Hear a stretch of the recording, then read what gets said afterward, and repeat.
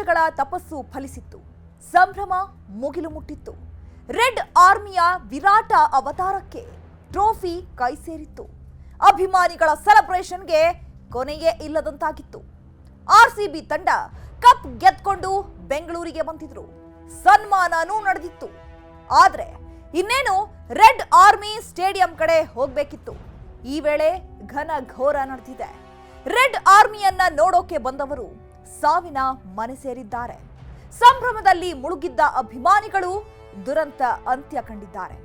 ಇಷ್ಟಕ್ಕೂ ಆಗಿದ್ದೇನು? ತಪ್ಪು ಯಾರ್ದು? ತೋರಿಸ್ತೀವಿ ನೋಡಿ. ಘನ ಘೋರ, ಘೋರಾತಿ ಘೋರ, ಹೃದಯ ಮಿಡಿಯುವಂತಹ, ಕರುಳು ಕಿತ್ತು ಬರುವಂತಹ ಮಹಾ ದುರಂತ ನಡೆದೇ ಬಿಟ್ಟಿದೆ.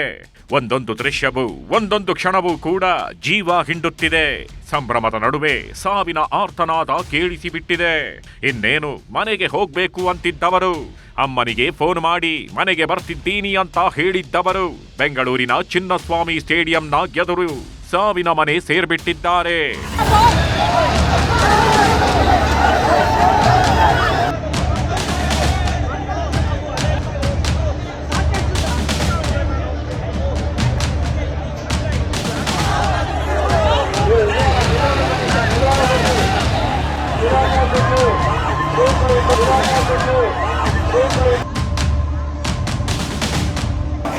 ಊಹೆ ಮಾಡಿರ್ಲಿಲ್ಲ, ಕನಸ್ನಲ್ಲೂ ಆಲೋಚಿಸಿರ್ಲಿಲ್ಲ.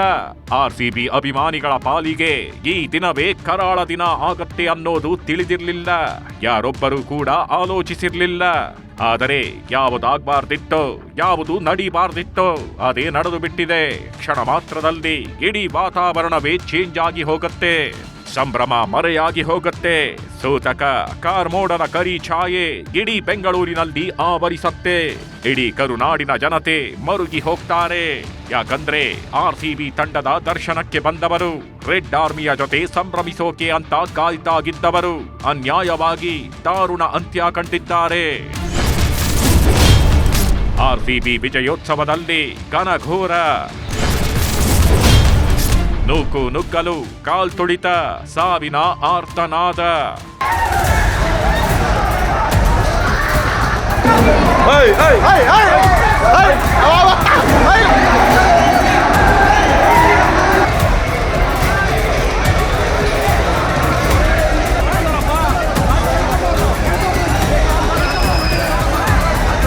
ಹದಿನೆಂಟರ ಸೀಸನ್, 18 ವರ್ಷಗಳ ತಪಸ್ಸು, ಹೋಮ ಹವನ, ಕೋಟ್ಯಾಂತರ ಜನರ ಆಶಯ, ಎಲ್ಲರ ಕನಸು 18 ವರ್ಷಗಳ ವನವಾಸದ ಬಳಿಕ ಈಡೇರಿತ್ತು. ಇದೇ ಕಾರಣಕ್ಕೆ ಇಡೀ ಬೆಂಗಳೂರು ಸಂಭ್ರಮದಲ್ಲಿ ಮುಳುಗಿ ಹೋಗಿತ್ತು.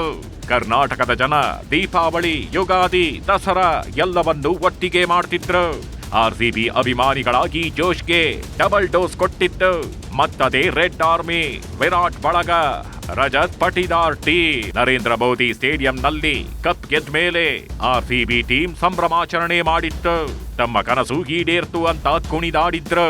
ಅಲ್ಲಿ ಕಪ್ ಎತ್ತಿಕೊಂಡಿದ್ದ ಆರ್ಸಿಬಿ ತಂಡ ಬೆಂಗಳೂರಲ್ಲಿ ಅಭಿಮಾನಿಗಳ ಮಧ್ಯೆ ಸಂಭ್ರಮಿಸಬೇಕು ಅಂತ ತಂಡ ತೀರ್ಮಾನ ಮಾಡಿಕೊಂಡಿತ್ತು. ಇದೇ ಕಾರಣಕ್ಕೆ ಬೆಂಗಳೂರಿಗೆ ಆರ್ಸಿಬಿ ಟೀಮ್ ಬಂದಿತ್ತು.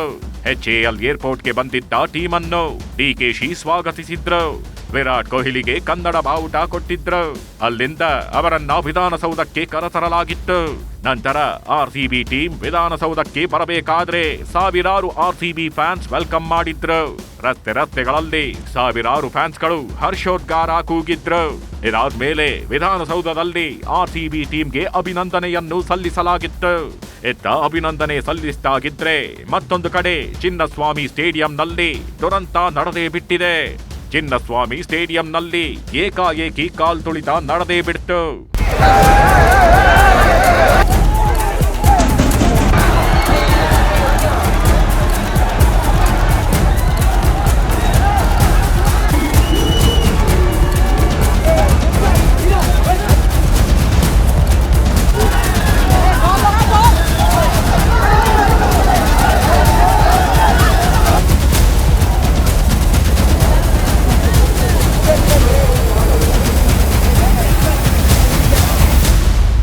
ನೋಡಿ, ಈ ದೃಶ್ಯವನ್ನ ನೋಡಿ. ಒಂದಷ್ಟು ಮಂದಿ ಕ್ರೌಡ್ನಲ್ಲಿ ಸಿಲುಕಿದ್ದಾರೆ. ಮುಂದೇನು ಹೋಗೋಕಾಗದೆ, ಹಿಂದೇನು ಹೋಗೋಕಾಗದೆ, ಅಲ್ಲಿಂದ ಪಕ್ಕಕ್ಕೂ ಸರಿಯೋಕಾಗದ ರೀತಿ ಸಿಲುಕಿಕೊಂಡಿದ್ದಾರೆ. ಇಂತಹ ಕ್ರೌಡ್ನಲ್ಲಿ ಕೆಲವರು ಹರಸಾಹಸ ಪಟ್ಟು ಜೀವ ಉಳಿಸಿಕೊಂಡು ಹೊರಬರ್ತಾರೆ. ಹೀಗೆ ನೂಕು ನುಗ್ಗಲು ನಡೀತಾಗಿದ್ದಂತೆ, ಕಾಲ್ತುಳಿತ ಆಗ್ತಿದ್ದಂತೆ ಇಲ್ಲಿನ ಸೀನೆ ಚೇಂಜ್ ಆಗ್ಬಿಡತ್ತೆ. ಸಂಭ್ರಮದಲ್ಲಿ ಮುಳುಗಿದ್ದ ಆರ್ಸಿಬಿ ಫ್ಯಾನ್ಸ್ ಎದುರಲ್ಲಿ ಯಮನೆ ಎದುರಾದಂತಾಗುತ್ತೆ. ಈ ವೇಳೆ ಕೆಲವೇ ಕೆಲ ಕ್ಷಣಗಳಲ್ಲಿ ಯುವಕರು ಕುಸಿದು ಬೀಳ್ತಾರೆ. ಯುವತಿಯರು ಕೂಡ ಪ್ರಜ್ಞೆ ತಪ್ಪಿ ಬೀಳ್ತಾರೆ. ಹೀಗೆ ಕುಸಿದು ಬಿದ್ದವರನ್ನ ಒಬ್ಬೊಬ್ಬರಾಗಿಯೇ ಆಸ್ಪತ್ರೆಗೆ ಸೇರಿಸುವ ಹೊತ್ತಿಗೆ ಅಮಾಯಕರ ಪ್ರಾಣ ಪಕ್ಷಿಯೇ ಹಾರಿ ಹೋಗಿದೆ. ಅನ್ಯಾಯವಾಗಿ ಕೊನೆಯುಸಿರು ಚೆಲ್ತಾರೆ. ಸ್ಥಳದಲ್ಲೇ ಕೆಲವರಿಗೆ ಸಿಪಿಆರ್ ಮಾಡಿ ಜೀವ ಉಳಿಸುವ ಪ್ರಯತ್ನ ಮಾಡ್ತಾರೆ. ಆದ್ರೆ ಅದ್ಯಾವ ಪ್ರಯತ್ನ ಕೂಡ ಫಲಿಸಲ್ಲ. ನೋಡ್ತಿದ್ದಂತೆ ಆರ್ಸಿಬಿ ಅಭಿಮಾನಿಗಳು ಶವವಾಗಿ ಹೋಗ್ತಾರೆ.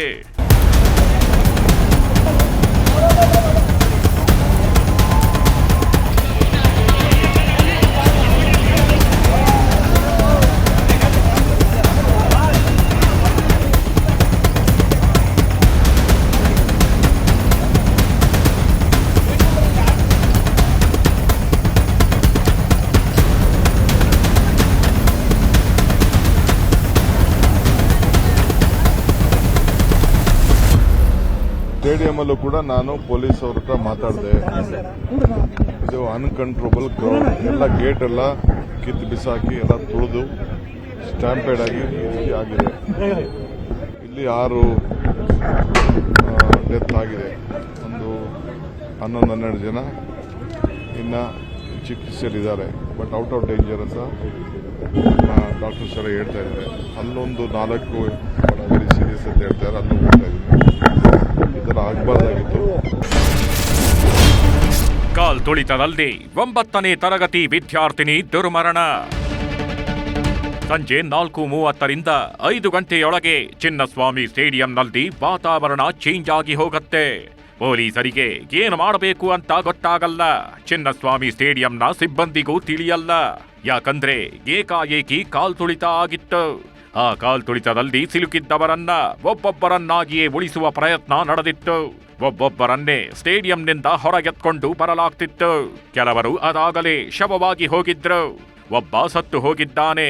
ಇನ್ನೊಬ್ಬನನ್ನ ಉಳಿಸಬೇಕು ಅನ್ನೋಷ್ಟರಲ್ಲಿ ಮತ್ತೊಬ್ಬನ ಪ್ರಾಣ ಪಕ್ಷಿ ಹಾರಿ ಹೋಗಿತ್ತು. ಅವರಲ್ಲಿ 14 ವರ್ಷದ ಬಾಲಕಿಯೂ ಕೂಡ ಒಬ್ಬಳು. ಬೆಂಗಳೂರಿನ ಖಾಸಗಿ ಶಾಲೆಯಲ್ಲಿ 9ನೇ ತರಗತಿ ವಿದ್ಯಾರ್ಥಿನಿ ಈಕೆ. ಹೆಸರು ದಿವ್ಯಾಂಶಿ. ಅಪ್ಪ ಅಮ್ಮನ ಜೊತೆ ಚಿನ್ನಸ್ವಾಮಿ ಸ್ಟೇಡಿಯಂಗೆ ಬಂದಿದ್ಲು. ಆರ್ಸಿಬಿ ಆಟಗಾರರ ಜೊತೆ ಸಂಭ್ರಮಿಸೋ ಕಾತುರದಲ್ಲಿದ್ಲು.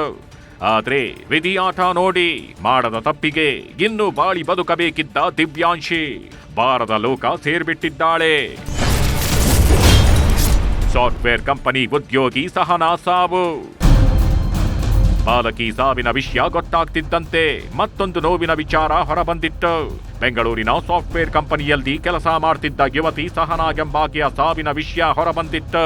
ಸ್ನೇಹಿತರೊಂದಿಗೆ ಸೆಲೆಬ್ರೇಷನ್ಗೆ ಬಂದಿದ್ದ ಸಹನಾಳ ಸಾವಿನ ಸುದ್ದಿ ಕೇಳಿ ಪೋಷಕರು ಕಣ್ಣೀರು ಸುರಿಸಿದ್ರು.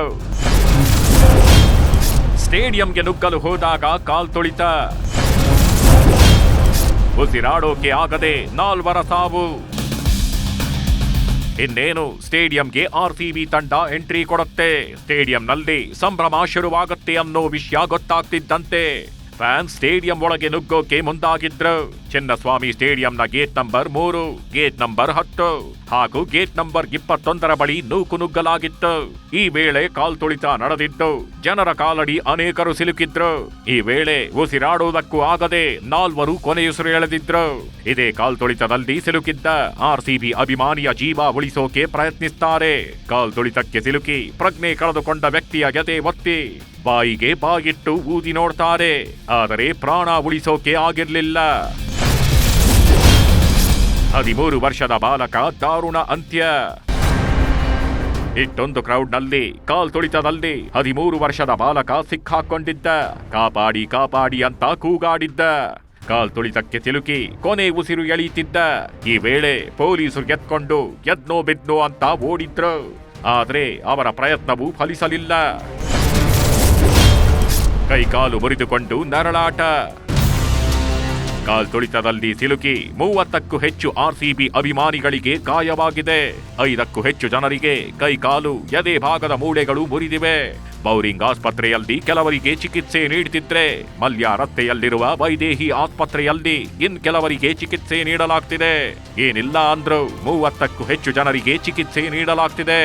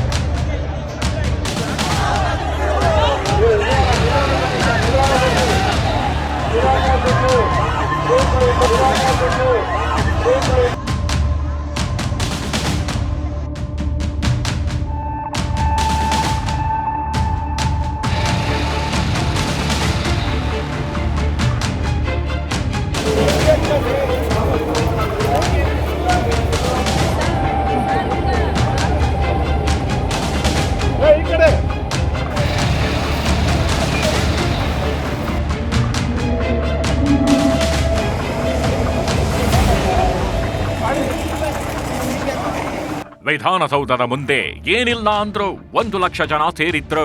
ವಿಧಾನಸೌಧದ ಮೆಟ್ಟಿಲುಗಳ ಮೇಲೆ ನಡೆದ ಕಾರ್ಯಕ್ರಮ ವೀಕ್ಷಣೆಗೆ ಫ್ಯಾನ್ಸ್ ಕಿಕ್ಕಿರಿದು ಸೇರಿದ್ರು. ಈ ವೇಳೆ ಕೆಲ ಅಭಿಮಾನಿಗಳು ಆರ್ಸಿಬಿ ತಂಡವನ್ನ ನೋಡೋಕೆ ಮರ ಹತ್ತಿ ಕೂತಿದ್ರು. ಇಂತಹ ದುಸ್ಸಾಹಸಕ್ಕೆ ಯಾರು ಕೈ ಹಾಕ್ಬೇಡಿ. ಎಲ್ಲೂ ಕೂಡ ಹೀಗೆ ವರ್ತನೆ ಮಾಡೋಕೆ ಹೋಗ್ಬಾರ್ದು. ಆದ್ರೆ ಇಷ್ಟೆಲ್ಲ ನಡೀತಿದ್ರು, ಅಭಿಮಾನಿಗಳು ಮರ ಹತ್ತಿ ಕೂತಿದ್ರು, ಕೇಳೋರು ಯಾರೂ ಇರ್ಲಿಲ್ವಾ? ಅಭಿಮಾನಿಗಳನ್ನ ತಡೆಯೋರೇ ಇರ್ಲಿಲ್ವಾ? ಈ ಪ್ರಶ್ನೆ ಎಲ್ಲರನ್ನೂ ಕಾಡ್ತಿದೆ. ಒಂದು ಮ್ಯಾನೇಜ್ಮೆಂಟ್ ಸರಿ ಇಲ್ಲ, ಒಬ್ಬರನ್ನು ಒಳಗಡೆ ಬಿಟ್ಟಿಲ್ಲ. ಇನ್ನೇನಾಗುತ್ತೆ?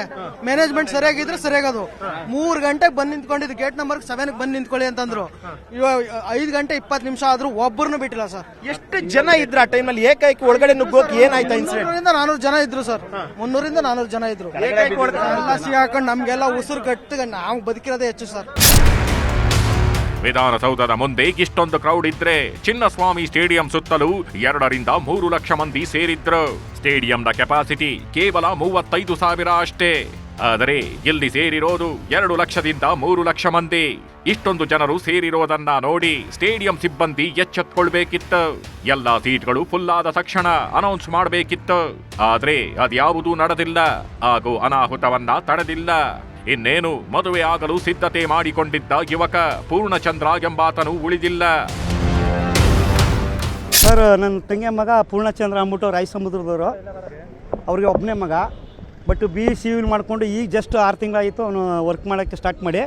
ಬಟ್ ಇವತ್ತು ಅವನು ಒಂದು ಹುಡುಗಿ ನೋಡಿಕೊಂಡು ಈ ಫಂಕ್ಷನ್ಗೆ ಸಲುವಾಗಿ ಬಂದು ಇವತ್ತು ಈ ಥರ ಕಾಳು ಕುಣಿತಕ್ಕೆ ಅಂತ ಮಾಹಿತಿ ಬರ್ತಾಯಿದೆ ನಮಗೆ.